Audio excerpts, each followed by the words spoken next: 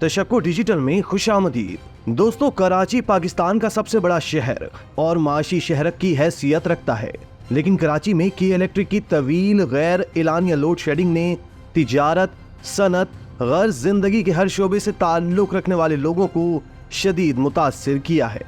नाजरीन, कराची कभी रोशनियों का शहर हुआ करता था, जो आजकल तारीकी में ऐसे डूबा हुआ है कि रिहायशियों के तस्वुर में जदीद तरक्की याफ्ता दुनिया के नक्शे के बजाय 14वीं सदी का मंजर आता है, जिस वक्त दुनिया में बिजली जैसी सहूलत का वजूद न था।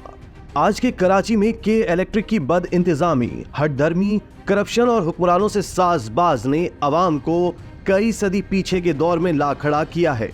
लोड शेडिंग तो लोड शेडिंग, के इलेक्ट्रिक की ओवर बिलिंग और बिल में टैक्सों की भरमार ने अवाम का जीना दो भर कर दिया है।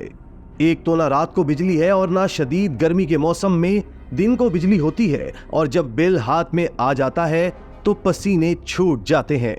कराची में के इलेक्ट्रिक की जानिब से गैर एलानिया लोड शेडिंग का सिलसिला रुकने का नाम नहीं ले रहा, जिसके बायस दिन भर गर्मी के सताए शहरियों को रात के वक्त भी सुकून नसीब नहीं हो रहा, जबकि साथ ही इजाफी बिलों ने शहरियों को दोहरे अजाब का शिकार बना दिया। कराची में के इलेक्ट्रिक के मजालिम जारी हैं। गैर एलानिया और तवील लोड शेडिंग ने शहरियों का जीना अजाब बना दिया। शदीद गर्मी और बिजली की तवील बंदिश से कराची के शहरी दहाइयां देने पर मजबूर हो गए। कराची के मुताद्दिद इलाकों में 12 घंटे तक बिजली की लोड शेडिंग जारी, जबकि मुज़ाफ़ाती इलाकों में लोड शेडिंग का दौरानिया 15 घंटे तक पहुंच गया है, जिससे गर्मी के सताए शहरियों की मुश्किलात में मजीद इजाफा हो चुका है। जबकि 100% रिकवरी वाले इलाके भी बिजली के बहरान से महफूज नहीं। कराची इलेक्ट्रिक की नाअहली से तंग शहरी भी फट पड़े हैं और मुजाहिरों का सिलसिला जारी है।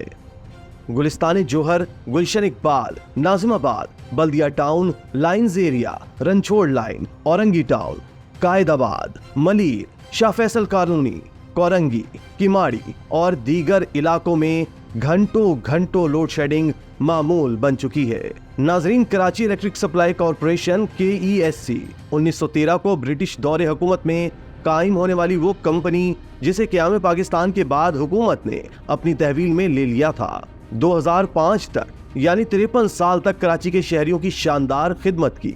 इस दौरान 6 पैसे था 1 रुपए 50 पैसे फी यूनिट रिहायशी सारिफीन से और ज्यादा से ज्यादा 5 रुपए फी यूनिट बिजली का टैरिफ हुआ करता था। मौजूदा के इलेक्ट्रिक के मुकाबले में KESC का निजाम लाख दर्जे बेहतर था। उस वक्त मकामी फॉल्ट्स की शिकायत थी, मगर हर 4 घंटे बाद 2-2 घंटे बिजली की लोड शेडिंग का कोई तस्वुर न था। KESC की निजकारी इसलिए की गई थी कि इसका निजाम बेहतर बनाया जा सके, मगर इसे निजी शोबे के हवाले करने के जो खतरनाक और तकलीफ दे नताइज बरामद हुए और हो रहे हैं, वो निजकारी के मकासद के बरक्स हैं। दोस्तों, जैसा कि पहले बताया कि कराची को बिजली सप्लाई करने वाली कंपनी, जिसका असल नाम कराची इलेक्ट्रिक सप्लाई कॉरपोरेशन था, उसे बाद में निजी तहवील में लेने वालों ने के इलेक्ट्रिक कर दिया और आजकल ये इसी नाम से जानी पहचानी जाती है। इस बारे में बहुत से लोगों को शिकायत है कि अपने फराइज सरंजाम देने में बुरी तरह नाकाम रही। इससे पहले खरीदने वाली कंपनी सऊदी अरब की थी, जिसने इसको $164 मिलियन के एवज खरीदा था। इसकी एक अहम हिस्सेदार जर्मन कंपनी ने इसका साथ नहीं दिया। फिर ये मुत्तहदा अरब अमारात के कुछ लोगों के हाथ बिक गई, जो आजकल भी इसके मालिक हैं। बजाय कराची के पुराने तारों और सप्लाई सिस्टम को जदीद तर्ज से लैस करते, सिर्फ पुराने कर्जे इकट्ठे करने शुरू कर दिए। नतीजतन कराची में बिजली का बहरान अब भी शिद्दत से मौजूद है। लोग कहते हैं कि इसमें बहुत बड़े बड़े पाकिस्तानी सियासतदानों को कमीशन जाता है, इसलिए कोई इस पर शोर नहीं मचाता। सही है या गलत, मगर एक बात बताती है कि के इलेक्ट्रिक अपने फराइज अदा करने में नाकाम हो गई है। नाजरीन, सवाल अब भी मौजूद है कि आखिर पूरे मुल्क में सिर्फ कराची को बिजली फराहम करने वाले इदारे की प्राइवेटाइजेशन क्यों की गई, और इसे निजी शोबे के हवाले करने के असल मकासद जब हासिल नहीं हुए तो हुकूमत क्यों इसे दोबारा कौमी तहवील में नहीं ले पा रही। सवाल ये है कि पाकिस्तान ने के इलेक्ट्रिक के कंट्रोल को लिक्विडेटर्स के हाथों में क्यों जाने दिया।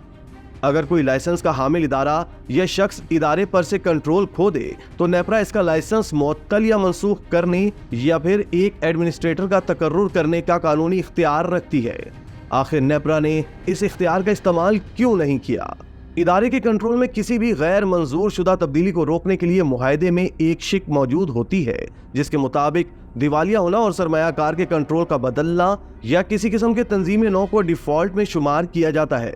इसके सबब हुकूमत को फौरी तौर पर कंपनी का कंट्रोल संभालने, कोई एडमिनिस्ट्रेटर तैनात करने या फिर खरीदारी का बुनियादी मुआहदा ही मनसूख करने का इख्तियार मिल जाता है। ये शिक पाकिस्तान में होने वाली दीगर निजकारियों में शामिल होती है और इस बात की कोई वजह समझ नहीं आती कि ऐसा के इलेक्ट्रिक के मुआहदे में क्यों नहीं हुआ। रियासत पर इस बात की वजाहत की जिम्मेदारी आयद होती है कि क्यों के इलेक्ट्रिक को कराची तबाह करने की खुली छूट दी गई, जबकि हुकूमत के पास इसे रोकने का इख्तियार मौजूद था।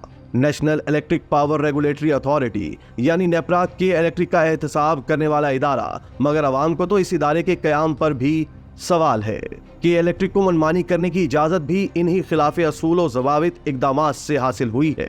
अगर गौर किया जाए तो नेपरा का असल हदफ कि इलेक्ट्रिक को मुआहदे के मुताबिक चलाना है, मगर नेपरा ये काम करने में भी नाकाम है।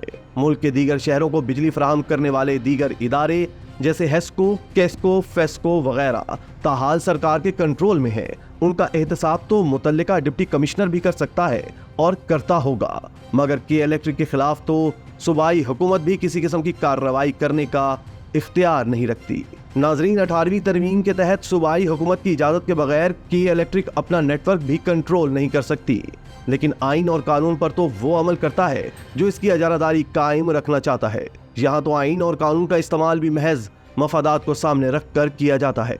मुल्क के सबसे बड़े शहर को के इलेक्ट्रिक से निजात नहीं दिलाई गई तो ये पूरे मुल्क और कौम के लिए खतरनाक साबित हो सकता है, क्योंकि ये 3 करोड़ की आबादी वाले और 1400 मील रकबे पर फैले कराची की बिजली की तरसील का वाहिद जिम्मेदार इदारा है जो मुसलसल अपनी जिम्मेदारियां कानून और मुआहदे के मुताबिक पूरी करने में नाकाम रहा है। इसी तरह की मजीद वीडियोस देखने के लिए आप हमारा चैनल सब्सक्राइब करके बेल का आइकॉन प्रेस करें। इसके अलावा एलियाने कराची के लिए रोजनामा तशक्कुर हर स्टॉल पर मौजूद है।